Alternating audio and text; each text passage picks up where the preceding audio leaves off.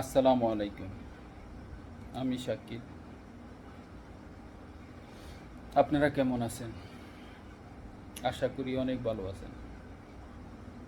আপনারা এই ভিডিওটা অনেক অনেক শেয়ার করে দিবেন। বলুন তো আপনারা,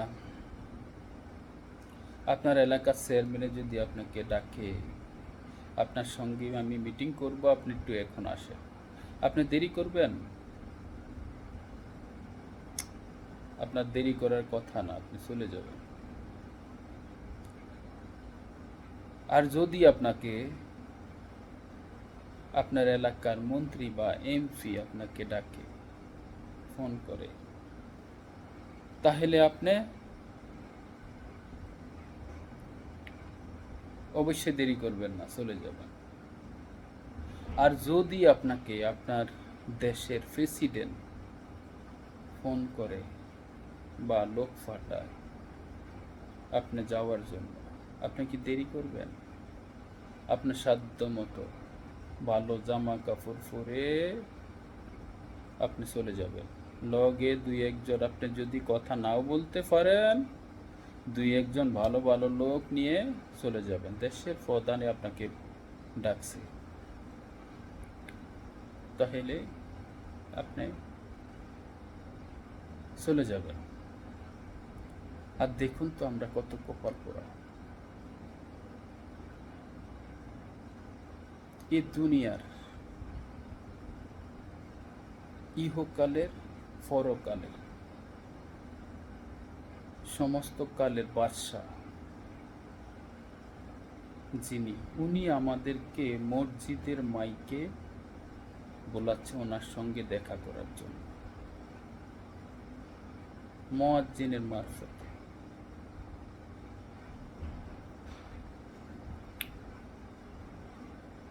উনি ৭ আসমান ৭ জমিনের মালিক, সমস্ত ক্ষমতার মালিক, সমস্ত রিজিকের মালিক, হায়াতের মালিক, মৌতের মালিক, দয়ার মালিক, মায়ার মালিক, এই দুনিয়ার জানা অজানা সব কিছুর মালিক উনি।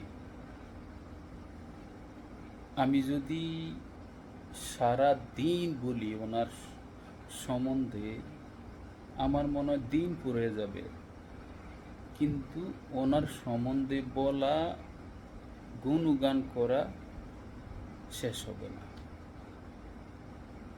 তাহলে আপনারা বলুন তো, উনি আমাদেরকে মুয়াজ্জিনের মারফতে বলাচ্ছেন ওনার সঙ্গে কথা বলার জন্য, কিন্তু আমরা কত কপাল পোড়া, আমরা বুঝতেই চাই না, আমরা কখনো বুঝতেই চাই না,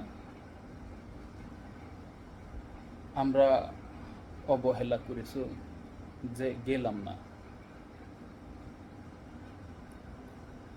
আপনি বলেন তো, আপনার এলাকায় কতজন লোক আছে? আপনার এলাকায় একটা মসজিদ,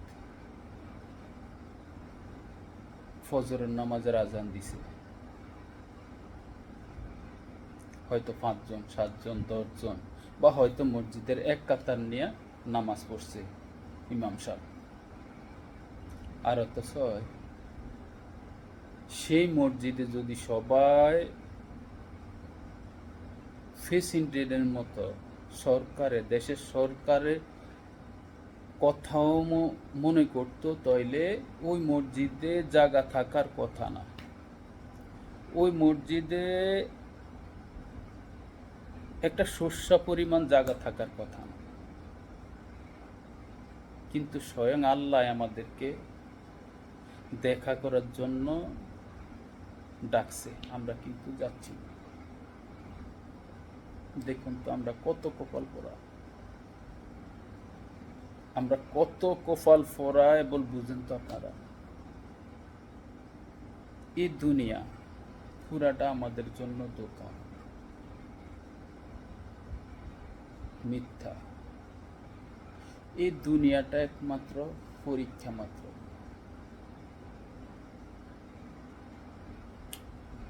আর আমরা এই দুনিয়াটাই আসল জীবন মনে করি। আমি, আপনি, সবাই, আমরা যদি এমন হতো, মুয়াজ্জিনে আজান দিছে, সঙ্গে সঙ্গে আমরা সবাই সবার কাজ ফেলে মসজিদে চলে যাই, আমার আল্লাহর সঙ্গে একটু দেখা করে আসি, ওনার সঙ্গে কিছু কথা বলে আসি, তাইলে আল্লাহর হুকুম পালন করা হইল না। এই দুনিয়া এবং আখেরাত দুইটাই আমাদের জন্য মঙ্গল হইল। আখেরাতের জন্য আমাদের টেনশন করা লাগলো না। আপনারা কি মনে করেন বলুন তো? আপনারা যদি আমার সঙ্গে একমত হন তাহলে অবশ্যই আপনারা জানাবেন। আমার যদি কোনো ভুল ত্রুটি হয়ে থাকে তাও বলবেন, আর আল্লাহর রাস্তায় মাফ করে দেবেন। ওকে, আসসালামু আলাইকুম।